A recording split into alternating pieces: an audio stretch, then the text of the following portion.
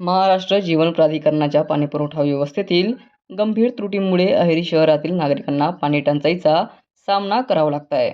सुमारे 16,000हून अधिक लोकसंख्या असलेल्या अहेरी शहराचा पाणीपुरवठा आजही तब्बल 17 वर्षे जुन्या मोटार पंपावर अवलंबून असल्याची धक्कादायक बाब समोर आली आहे.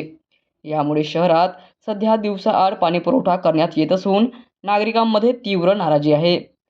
अहेरी पाणीपुरवठा केंद्रात कार्यरत असलेल्या जुन्या मोटर पंपाला कोणताही स्टँडबाय पर्यायी पंप उपलब्ध नाही.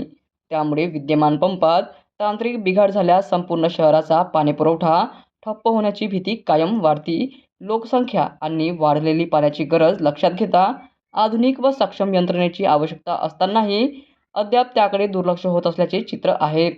याहून गंभीर बाब म्हणजे पाणीपुरवठा केंद्रात कोणताही अधिकृत इलेक्ट्रिशियन किंवा तांत्रिक कर्मचारी उपलब्ध नसल्याचे समोर आले आहे.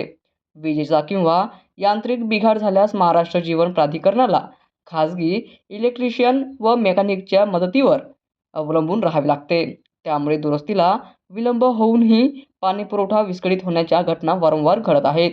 प्रशासनाने याकडे तात्काळ लक्ष न दिल्यास तीव्र लोक आंदोलन उभारण्याचा इशारा अहेरीतील नागरिकांनी दिलाय. प्रशासन काय तोडगा काढते याकडे अहेरीवासियांचे लक्ष लागले आहे. अहेरीच्या काही वार्डांमध्ये अपुरा पाणीपुरवठा होत असल्याने नागरिकांमध्ये तीव्र रोष आहे. यापूर्वीही जलशुद्धीकरण केंद्रावरील यांत्रिक बिघाडामुळे 16 मे ते 19 मे 2026 या कालावधीत अहेरी शहराचा पाणीपुरवठा पूर्णपणे बंद राहिला होता. या घटनेमुळे नागरिकांना मोठ्या गैरसोयींचा सामना करावा लागला होता.